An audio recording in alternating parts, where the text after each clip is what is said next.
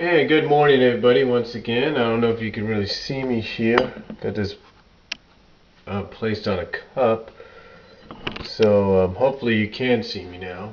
Maybe not, I'm not really sure. But I wanted to do a video, if you will, kind of in a response to something that, well, the Schlegdaddy, if you will, over at offtheropeshow.com talked about recently. In fact, he's been very vocal about this subject, if you will. What I'm talking about is, as many of you that probably follow the show know, he's very vocal against the likes of a Jeff Jarrett, if you will. I mean, every time he does a review of TNA Impact or a TNA pay-per-view, or even looks back on a pay-per-view from TNA, and he has to look in the main event or a certain part of the show and he sees Jeff Jarrett, he does this assume Jeff Jarrett position and then ducks down. All you see is his forehead or the top of his head. And you know, I can understand, you know, where he's coming from with this. I mean, you know, it's one thing to, you know, be known as the founder of a company that's trying its best to be the #2 company in the land. But it's another thing to keep shoving yourself down everybody's throat and being in every promo and being in the main event and being in the title picture constantly, year after year, month after month, week after week. You know, I can understand his frustration there.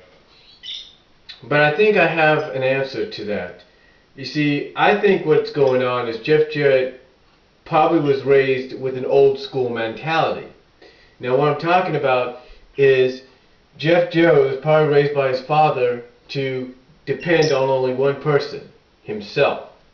You see, I was watching the Triumph and Tragedy of WCCW, and they talked about, and one thing they talked about was the reason Fritz von Erich was the top star in his very own promotion that he booked and ran. You know, and the same could be said for Vern Gagne in the AWA, Eddie Graham in the original Florida Championship Wrestling, or CWF, if you will, and even Jerry Lawler down in Memphis, I think, with the CWA. The reason they would always book themselves as the top stars, as the top draws, and always put themselves in the main event is because they knew that despite anybody else that would probably jump ship and go from another territory to another, or go from one company to another, if you know what I mean, they could always depend on the fact that they wouldn't do it because, hey, they ran the whole damn shebang. You know, so what reason for them would it be for them to jump ship, you know, if they're running the show? And I believe, in my honest opinion, that's why Jeff Jarrett is in the position he's in. Because he's doing things old school mentality wise by saying, you know what, I don't know what's going to happen in the next few years. I don't know if one of my mainstays that have been with me since the beginning, like AJ Styles or Samoa Joe or Beer Money, I don't know that if when their contracts are up, they're going to finally make the decision to say, hey, adios, nice knowing you, we're going up north. Or we're going to Philly. You know, he's not sure. I mean, look, he's already had a few leave to go to either Philly or go up north to WWE. You know, you think he wants to take that chance? No, he doesn't. And I'm pretty sure anybody else that, you know, works alongside him, Hogan, Bischoff, Dixie, they probably understand that. And they probably realize, you know what? He's got a point. We don't know what's going to happen in the near future. And I believe that's why Jeff Jarrett is booked the way he's booked. Is why he booked himself the way he has. Why he's constantly booked in the position he's in. It's because he knows, despite what happens, he's always going to be the one that remains loyal and true to the company. Because again, like I said, he doesn't know what's around the next corner. He doesn't know if AJ Styles is going to go to WWE when his contract's up, or Samoa Joe will. He's not sure.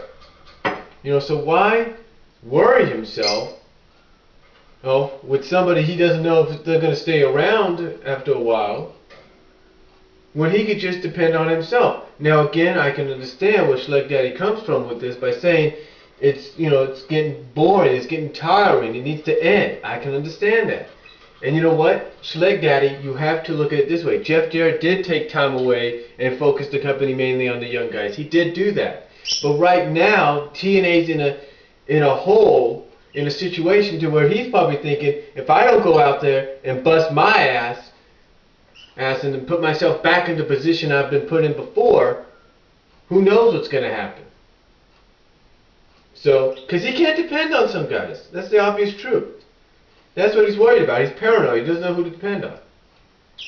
Now, as far as him being a 4-time WCW champion, WCW did that for a reason. And either it was the booking of Vince Russo and Eric Bischoff, or either Jarrett had some kind of stroke backstage or not. The reason they did it is the same reason TNA put the NWA title on Christian Cage. It's to prove the WWE wrong. By showing them that, hey, this person is a world champion and you dropped the ball on them. This person can be the champion of your company and you dropped the ball, and here, we're going to prove you wrong by showing you that they can be. That's why Jeff Jarrett was a 4-time champion. Again, either it was the writing and booking of Russo, Bischoff, or Jarrett himself, or even whoever was in charge of WCW at the time, Kevin Sullivan, whoever. The reason they booked Jarrett in that position was to prove to the competition, WWE, that he was main event caliber. He was world champion material, and he can carry a company as the main guy. I mean, reports came in that he was supposed to be in line for a main event push in the WWE title picture, but apparently got offered more money and probably realized he wasn't going to probably win the title and decided to go to WCW, where he figured he'd work less for more money and get a chance to be champion. For real. So, as far as him being the 4-time WCW champion, it was to show WWE that a person they felt could never make it in that direction could be that champion. I mean, the same, like I said, could be said when TNA did the same thing with Christian Cage, and then previously before that with Rhino.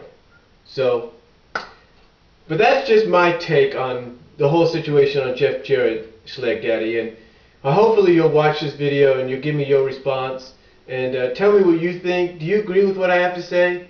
If not, go ahead, comment down below, and I'll talk to you later.